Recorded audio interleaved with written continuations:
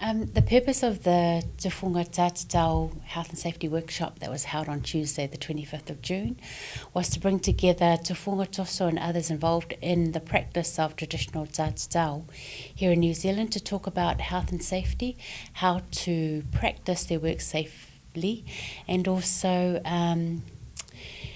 key messages for our community to raise awareness around the sorts of things that they need to do to prepare when they have a traditional ta tatau, what to do during, and also the aftercare of after they've had their traditional ta tatau. One of the things that came through was around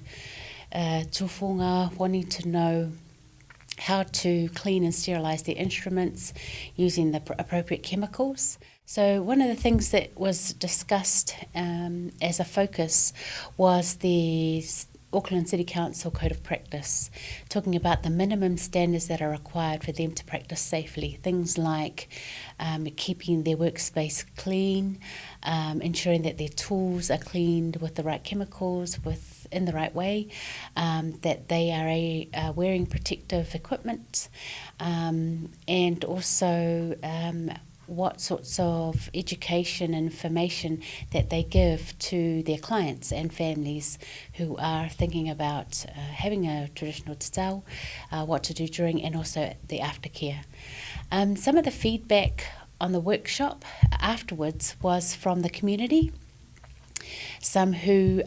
agreed and endorsed that there should be some health and safety standards to ensure that our community are well informed, but also to help them maintain their health and well-being during the having the tatau. Others I've had women who contacted me to ask what they should do in preparation before having a malu, and also things around when to go to see their doctor, and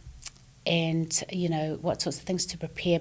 if they're going to have it in Samoa and also here in New Zealand. The Tufuga also are very interested in the type of products and supplies for their work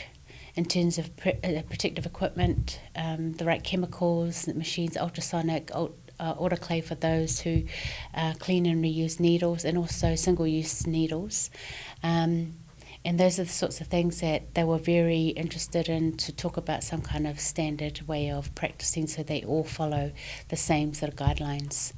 I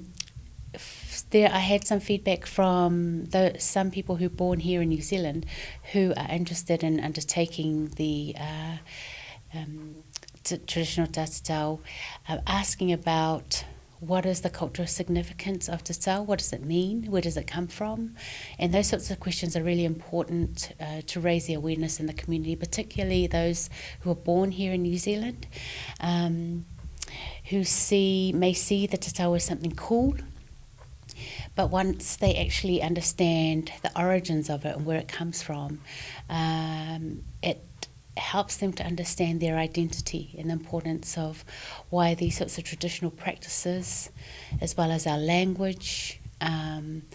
importance of family and traditions, for them as a young person growing up in New Zealand outside of Samoa, and how that helps them to understand where they come from and who they are. Talafalava, my name is Apolu, or Tuu'u Mary Kalala Autagavaia. We've been involved with this project because it's important for our community to be culturally well, as well as our health and well-being. It's important that this tradition of tatau, which only Samoa is involved in,